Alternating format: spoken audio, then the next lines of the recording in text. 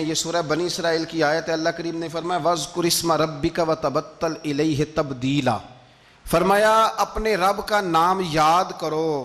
وَاذْكُرِ اسْمَ رَبِّكَ، اپنے رب کا نام یاد کرو۔ وَتَبَتَّلْ إِلَيْهِ تَبْدِيلًا، اور فرمایا سب سے کٹ کر اپنے رب کے ہو رہو، سب سے کٹ کر۔ وَتَبَتَّلْ، سب سے کٹ کر۔ اسلام کے اندر رہبانیت منع ہے کہ آپ سارا کچھ چھوڑ چھاڑ کے صرف اللہ کی بارگاہ میں بیٹھ جائیں، حقوق ضائع ہوں، یہ منع ہے۔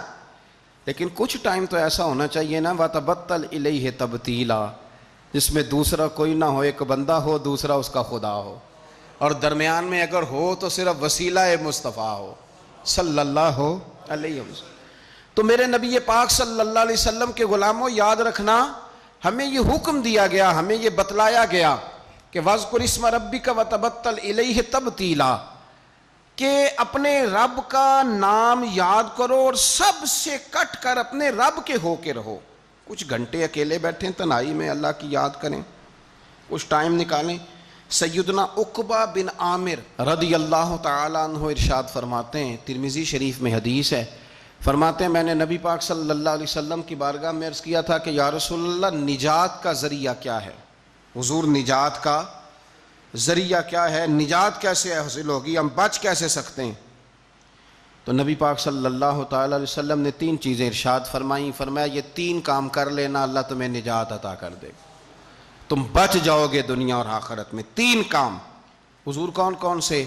فرمایا ایک اپنی زبان کی حفاظت کرنا، دوسرا رسول کریم صلی اللہ علیہ وسلم نے فرمایا تمہارا گھر تمہارے لیے بہترین جگہ ہے، آوارہ نہ پھرنا، بلا وجہ نہ گھر سے نکلنا، بغیر سبب کے نہ گھومتے پھرنا، تمہارا گھر تمہارے لیے بہترین جگہ۔ تیسرا نبی پاک نے فرمایا جو خطائیں تم نے کی ہیں ان پہ رویا کرو، اللہ کی بارگاہ میں رویا کرو ان خطاؤں پہ۔ تو تھوڑا سا اپنے گھر میں رہ کر عبادت کا مزاج بنانا، تقوی کی طبیعت بنانا۔ میں نے بہت پہلے کہا تھا کہ بچوں کو نماز کی عادت تب ہوتی ہے جب اپنے گھر کے اندر ہم خود نماز پڑھتے ہیں۔ تو آپ گھر میں نماز پڑھیں گے تو بچوں کو نماز کا مزاج بنے گا، ان کو عادت ہوگی، تو تمہارا گھر تمہارے لیے بہترین عافیت کی جگہ ہے، نجات کا رستہ ہے۔ ابن ماجہ شریف میں ایک بڑی خوبصورت روایت ہے، حضرت عبداللہ ابن عمر رضی اللہ تعالیٰ عنہ فرماتے ہیں کہ ہم نے نبی پاک صلی اللہ علیہ وسلم کے ساتھ مغرب کی نماز پڑھی، تو کچھ لوگ نماز پڑھ کے چلے گئے اور کچھ بیٹھے رہے، یعنی قرآن شریف پڑھتے رہے ہوں گے، اذکار کرتے رہے ہوں گے، درود و سلام پڑھتے رہے ہوں گے، وظائف کے اندر لگ گئے۔ کچھ لوگ بیٹھے رہے، ان کا ارادہ تھا کہ عشاء کی نماز پڑھ کے جائیں گے۔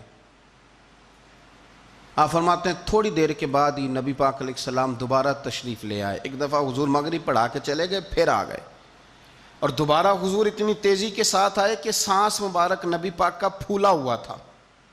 حضور آئے اور گھٹنے کے بل حضور بیٹھ گئے اور فرمایا ابھی ابھی تمہارے رب نے آسمان کا دروازہ کھولا ہے، اور اس نے تمہارے اوپر، یہ جو تم مغرب سے عشاء تک اللہ کی رضا کے لیے بیٹھے ہو، فرمایا ابھی اس نے آسمان کا دروازہ کھولا ہے اور تمہارے اوپر اس نے فرشتوں کے سامنے تم پر فخر فرمایا ہے۔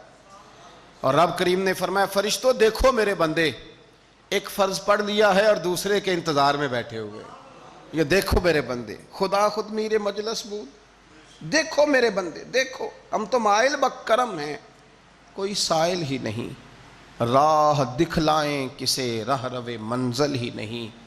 اور کہا تھا کہ کوئی قابل تو ہو، ہم شان کئی دیتے ہیں، اور میاں مانگنے والوں کو تو دنیا بھی نہیں دیتے ہیں، لیکن شرط یہ ہے کہ ہمارا مصلی کے ساتھ دل لگے، طبیعت لگے۔